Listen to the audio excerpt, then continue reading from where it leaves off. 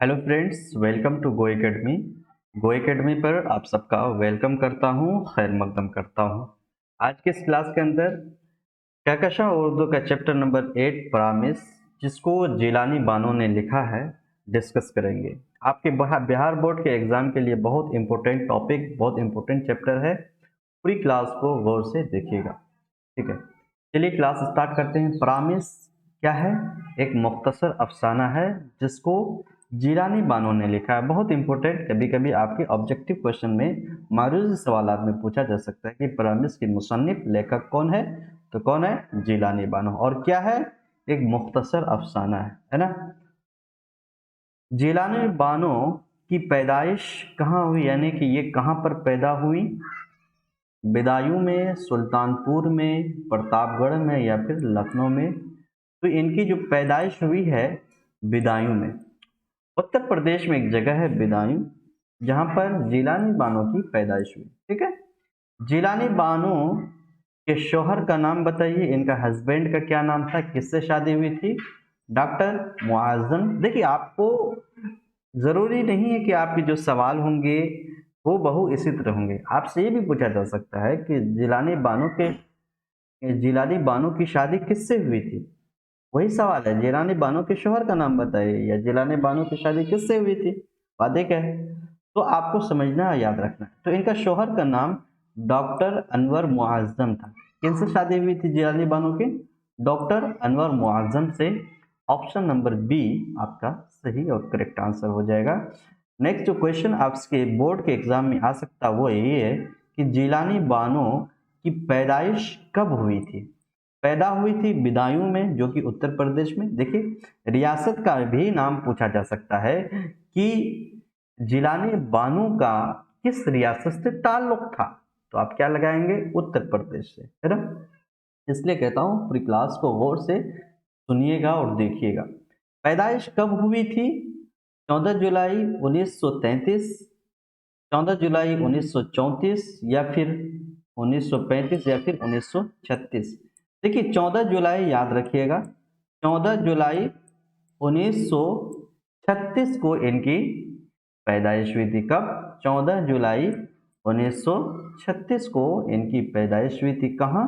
बदायूं में, जो कि रियासत उत्तर प्रदेश में एक जगह का नाम। जिलानी बानो के वालिद का नाम बताइए, है ना। थोड़ा सा धुंधला है जो मैं बोल रहा हूँ, मुझे लगता है कि आप सुन के इसको सही करेक्ट कर पाएंगे। जिलानी बानो के वालिद का नाम बताइए। फादर का क्या नाम था इनका?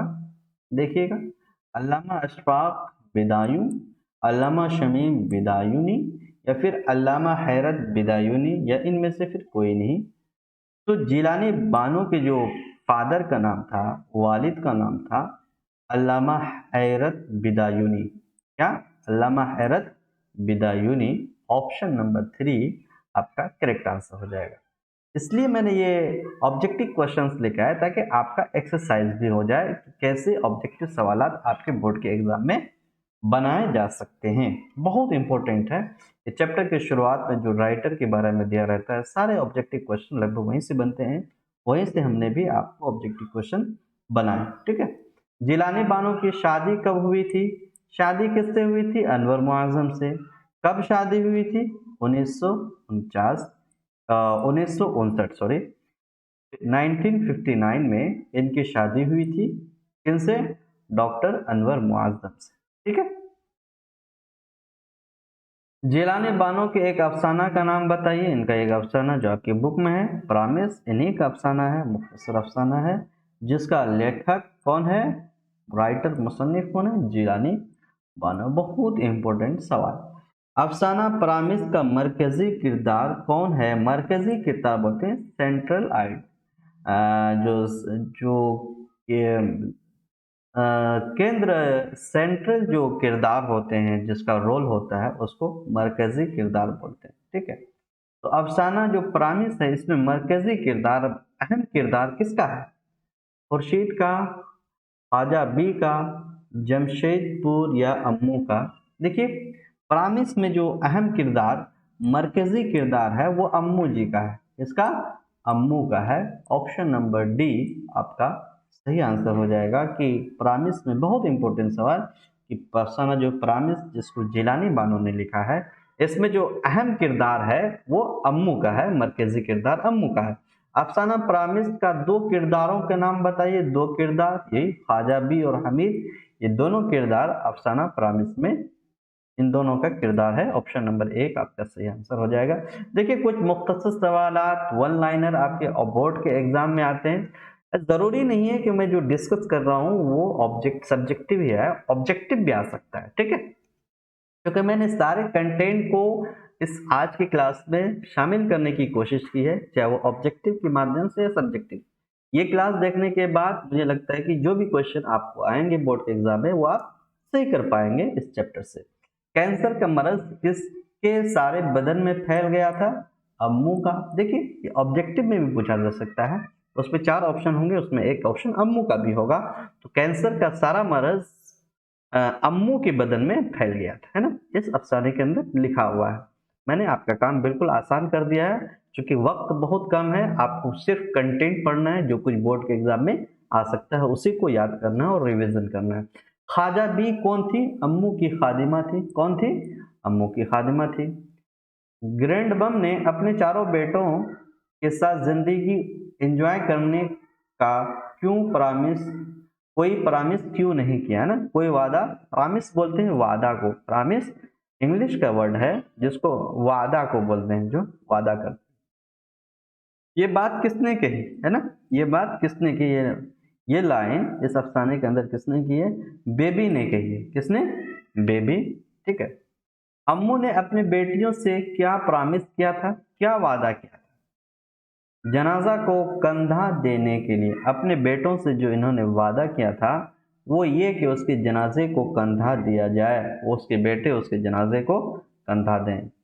अम्मू यासीन शरीफ पढ़िए, अल्लाह को याद कीजिए, ये बात किसने कही? देखिए ये सब डायलॉग्स, ये जो पूरी अफसाने के अंदर बताए गए अलग अलग किरदार में, है ना, ये बहुत इंपॉर्टेंट होते हैं, क्योंकि आप पूरा अफसाना पढ़ने का टाइम आपके पास है नहीं, इसलिए क्वेश्चंस आंसर को देखिए। इसी तरह के सवाल आपके बोर्ड के एग्जाम में आएंगे। अम्मू यासीन शरीफ पढ़िए, अल्लाह को याद कीजिए, ये बात किसने कही? तो ये बड़ी बहू ने कही। अम्मू की जो बड़ी बहू थी उसने उनसे कहा कि यासीन शरीफ पढ़िए, ठीक है। अम्मू के चारों बेटों के नाम बताइए। 4 बेटे थे इस अफसाने में, अम्मू के 4 बेटे बताए गए हैं। कौन कौन से थे? खुर्शीद, रशीद, जमशेद और हमीद, ये चारों बेटे अम्मू की थी इस अफसाने में जो बताए गए। अम्मू का एक बेटा खुर्शीद पेशे से क्या था? खुर्शीद इनका बेटा था, ये पेशे से क्या था? डॉक्टर था, ठीक है। 4 बेटे थे, चारों के अलग अलग पेशे थे। तो खुर्शीद का पेशा क्या था? डॉक्टर था, ठीक है। अम्मू के बेटे रशीद और जमशेद पेशा से क्या था? इंजीनियर। ये रशीद और जमशेद, इनका जो दोनों बेटा था ये क्या था? पेशा से इंजीनियर। देखिए ऑब्जेक्टिव और सब्जेक्टिव दोनों तरह के क्वेश्चन आ सकते हैं। सब्जेक्टिव में ये भी क्वेश्चन बन सकता है कि अम्मू के चारों बेटे के पेशा लिखिए, काम लिखिए, क्या काम करता था। आपको तीनों का पता चल गया कि जो खुर्शीद था वो डॉक्टर था, रशीद और जमशेद इंजीनियर था। बाकी जो हमीद बच्चा ये घर ही पर रहता था, क्योंकि पढ़ाई लिखाई में इसको उतना मन नहीं लगता था, ठीक है।